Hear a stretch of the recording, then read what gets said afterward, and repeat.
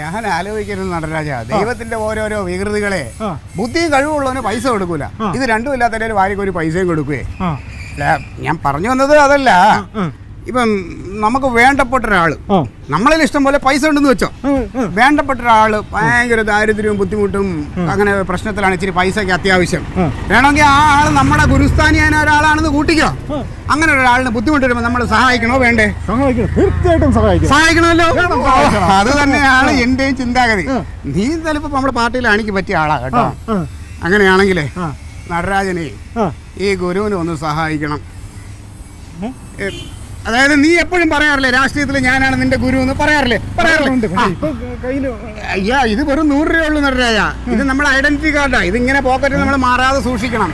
അപ്പോഴേ എനിക്കൊരു 15,000 രൂപ നീ സഹായിക്കില്ലേ ഈ ഗുരുവിനെ?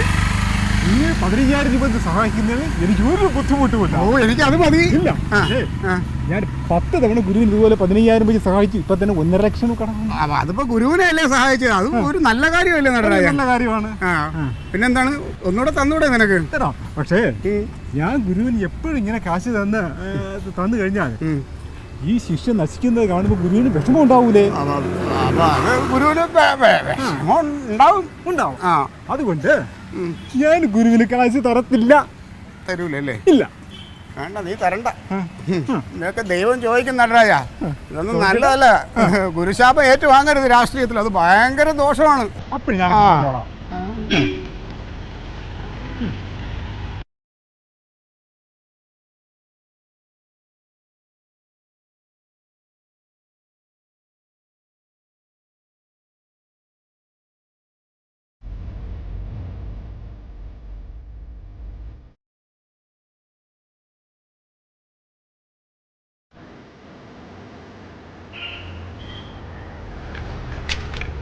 ചേട്ടാ, പോയപ്പോ എന്തോ മേടിച്ചേ?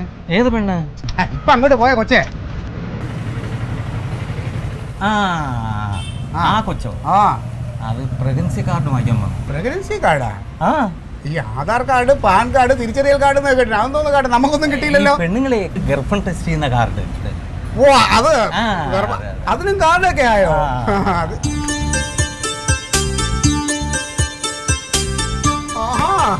അത് ശരി. വാ വാ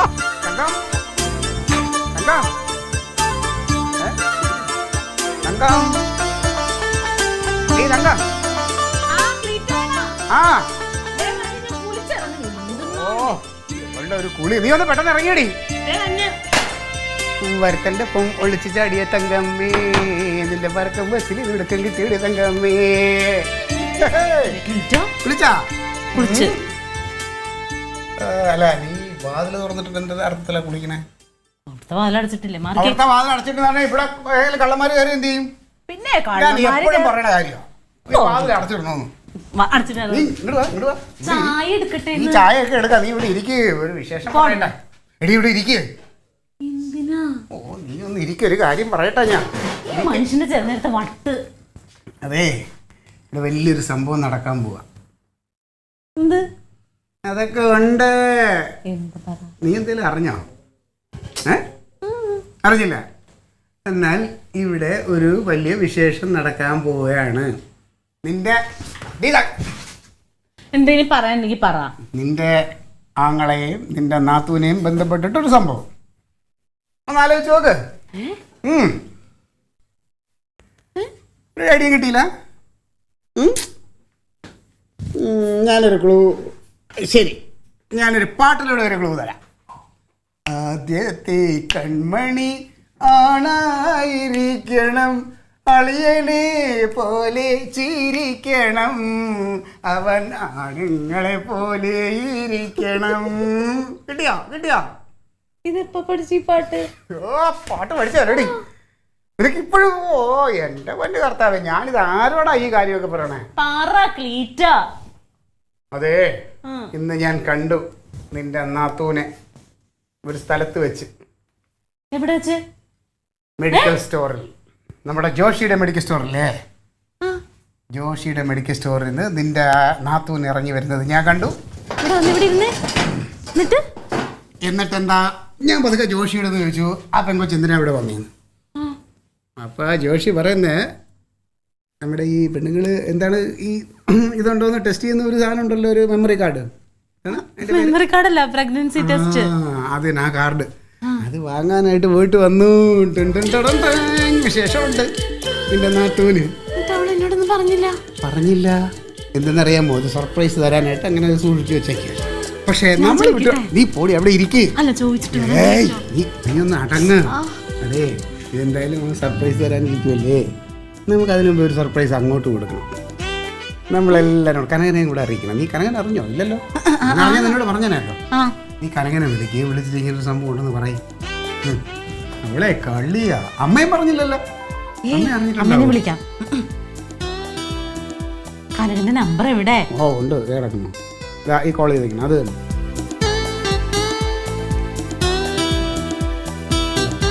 ഹലോ, ക്രീറ്റല്ലടാ ഞാനാ. എടാ ജവന്റെ വിളിച്ചായിരുന്നു നിന്നെ? ഇല്ലേ? എടാ ഒരു സംഭവം ഉണ്ടായിട്ടുണ്ട്. എന്ത് ആണോ?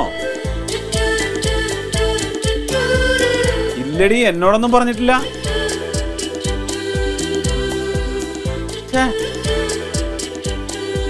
അല്ല, അങ്ങനെയാണെങ്കിൽ എന്നോട് പറയണ്ടേ അവള്? ആ, ചിലപ്പോ സസ്പെൻസ് ആക്കി വെച്ചതായിരിക്കും.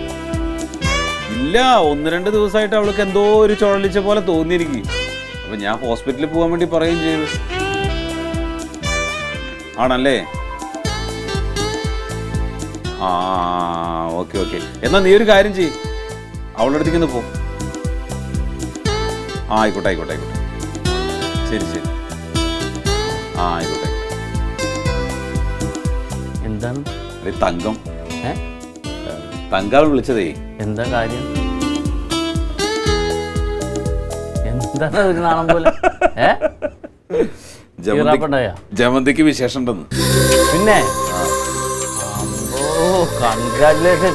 അപ്പൊ നമ്മുടെ ഇതൊക്കെ മരുന്നൊക്കെ ഫലിച്ചങ്ങാട് അല്ലേ? പ്രാർത്ഥനയും മരുന്നും. എന്തായാലും സമാധാനായിപ്പോ. എന്നാലും കനകനും ഒരു അച്ഛനായപ്പ അടിപൊളി. അപ്പൊ ചെലവുണ്ടാ? ആ, പക്ഷെ അവൾ എന്നോട് പറഞ്ഞില്ലടോ. ആ, അതങ്ങനെ പെണ്ണുങ്ങൾ പറയൂല, പെട്ടെന്ന് പറയൂല. ഒരു സർപ്രൈസ് ആയിട്ട് വെക്കും. നമ്മൾ വീട്ടിൽ ചെല്ലുമ്പോ പതുക്കെ വന്ന് ചെവിയിൽ ഇങ്ങോട്ട് പറയും. അപ്പൊ നമ്മളിങ്ങനെ വട്ടം കെട്ടിപ്പിടിച്ച് പൊക്കിയെടുത്ത് കറക്കണം. മനസ്സിലായി? അതൊക്കെയാണ് അവരുടെ ഒരു സന്തോഷം. ഓടാ ഇവിടുന്ന്. അതൊക്കെ സിനിമയിൽ കാണുന്നതല്ലേ. ഇത് നേരം വെളുക്കുമ്പോ തൊട്ട് കണ്ടിട്ട് അതൊക്കെ മനസ്സിൽ സെറ്റ് ചെയ്ത് വെച്ചേക്കല്ലേ. നമ്മളങ്ങനെ കാണിച്ചില്ലെങ്കിൽ നമ്മൾ സ്നേഹമില്ലാത്ത ഭർത്താക്കന്മാരായി പോകും. നീ ഒരു പണി ചെന്നിട്ടൊന്ന് പൊക്കിയെടുത്ത് അങ്ങോട്ട് കറക്കിയിട്ടൊക്കെ ഇങ്ങോട്ട് വാ. എനിക്കായിരുന്നു പറ്റൂടോ. അതൊക്കെ പറ്റണം, അല്ലാതെ പറ്റൂല. ചില സമയത്ത് അങ്ങനത്തെ ഒരു നമ്പറൊക്കെ ഇടണം നമ്മള്. അല്ല, നമ്മള് അവൾക്ക് എന്തെങ്കിലും സാധനം വാങ്ങിച്ചു കൊടുക്കണല്ലോ. എന്ത് വാങ്ങിച്ചു കൊടുക്കും? എന്താണ് നിന്റെ മനസ്സിലെന്താ? കട വരെ പോയിട്ടേ ഒരു നല്ല സാരി വാങ്ങിക്കാം. ഇവൻ എന്ത് മെനകെട്ടവനാണ്? ഇവിടെ ഗർഭിണിയായ പെണ്ണിന് സാരിയാണ് വാങ്ങി കൊടുക്കണം. അവർക്ക് ഈ സമയത്ത് ഇഷ്ടമുള്ളതുണ്ടല്ലോ, നല്ല പച്ചമാങ്ങയാണ്. ഈ പച്ചമാങ്ങ അങ്ങോട്ട് കൊടുത്താൽ അവർക്ക് മതിയെന്ന്. നമ്മൾ സ്നേഹമുള്ള ഭർത്താവും ആകും. അവർക്ക് ഇത് കിട്ടണതിൽ പറ്റും സന്തോഷം വേറെ ഒന്നുമില്ല. പച്ചമാങ്ങയൊന്നും വേണ്ട. പച്ചമാങ്ങ എങ്ങനെ വാങ്ങിച്ചോണ്ട് പോണത് വീട്ടിലേക്ക്? പിന്നെ നീ എന്താണ് മേടിച്ചു കൊടുക്കണം? അല്ല, എന്തെങ്കിലും ഒരു സാരിയോ അല്ലെങ്കിൽ ഒരു മൊബൈൽ ഫോണോ. ആ, അന്നൊരു ബുള്ളറ്റ് മേടിച്ചു കൊടുക്ക്. അവൾ അത് ഓടിച്ചുകൊണ്ടൊന്ന് കറങ്ങട്ടെ. എടാ, ഈ സമയത്ത് ഇവർക്ക് ഇതൊക്കെയാണ് ആവശ്യം. അനുഭവമുള്ളവരല്ലേ പറഞ്ഞു തരണത്. പച്ചമാങ്ങ? ആ, നീ പച്ചമാങ്ങ എവിടെ കിട്ടൂടാ? ഇനി പച്ചമാങ്ങ നമ്മുടെ കടയിൽ കിട്ടൂലേ? അവിടെ പോയി മേടിച്ചിട്ട് നീ കുണ്ടി ചെല്ലണം. അതാണ് അവർക്ക് സന്തോഷം. വേണമെങ്കിൽ 2 മസാല ദോശയും മേടിച്ചോ. ആ, ഏതായാലും നമുക്കേ ഇരിക്കണ്ട, വാ നമുക്ക് മേടിക്കാം.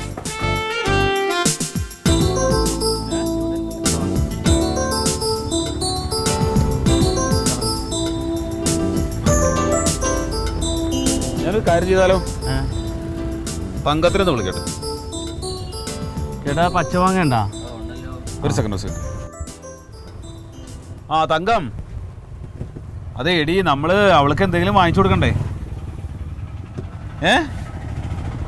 ആ, ഞാനിപ്പോ ഒരു പച്ചക്കറി കട. വെറുതെ ആവശ്യമില്ലാത്തൊക്കെ അവരോട് വിളിച്ചു പറയണ എന്തിനാണ്? അത് സർപ്രൈസ് വേണ്ടേ? ആ, എന്നൊരു കാര്യം. ഒന്നുമില്ല, ഞാൻ പിന്നെ വിളിക്കാം. ആ, ആയിക്കോട്ടെ ശരി. ഇതൊന്നും അങ്ങനെ പറഞ്ഞോണ്ടല്ല കുണ്ടിയല്ലേണ്ടത്. നമ്മൾ മനസ്സറിഞ്ഞ് കുണ്ടിയല്ലണം. ആ, ആയിക്കോട്ടെ, എന്നാ പിന്നെ വാങ്ങിക്കാം. ഇതാണ് ഈ കാലം തെറ്റി അച്ഛനായുള്ള കുഴപ്പം. ചേട്ടാ, പച്ചമാങ്ങ? ആ, എന്നൊരു 5-6 കിലോ പച്ചമാങ്ങ എടുത്തോ. 5-6 കിലോ?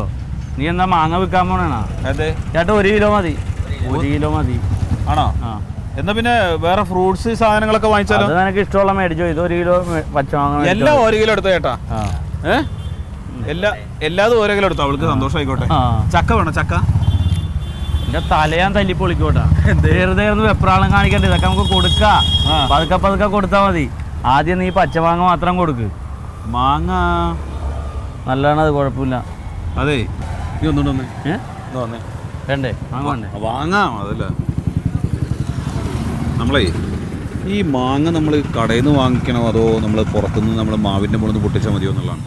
മാവിൻ്റെ മുകളിൽ ഇപ്പോൾ എവിടെ പോയി പൊട്ടിക്കാനാണ്? എവിടെ ഉള്ളത് നോക്കണം. ഇതിപ്പോൾ എന്താ അറിയുക, നമ്മൾ ഇതൊക്കെ ചിലപ്പോൾ ഈ വിഷമടിച്ചതാണോ എന്നുള്ളത് അറിയില്ലല്ലോ. അത് നമ്മൾ ഇപ്പോഴേ നമ്മൾ ഈ മറ്റേ കൊച്ചിനൊക്കെ അത് കൊടുക്കണം. അല്ല, മാങ്ങ പൊട്ടിച്ചു കൊടുക്കണതൊക്കെ ഒരു ആത്മാർത്ഥയുടെ ലക്ഷണമാണ് അല്ലേ? പക്ഷേ ഇപ്പം നമ്മൾ എവിടെ പോയി പൊട്ടിക്കും? എവിടെയെങ്കിലും കണ്ടത് ഓർമ്മയുണ്ടോ? മാങ്ങ നമ്മളാ സുഖിലിൻ്റെ വീട്ടിൽ പോയില്ലേ, ആ തൊട്ടിപ്പുറത്ത് ആ പറമ്പിൽ ഒരു മാവത്തേൽ മാങ്ങയുണ്ട്. പക്ഷേ കയറി പറിക്കണം. ഞാൻ കയറാം. കയറുമോ നീ? കയറന്നെ.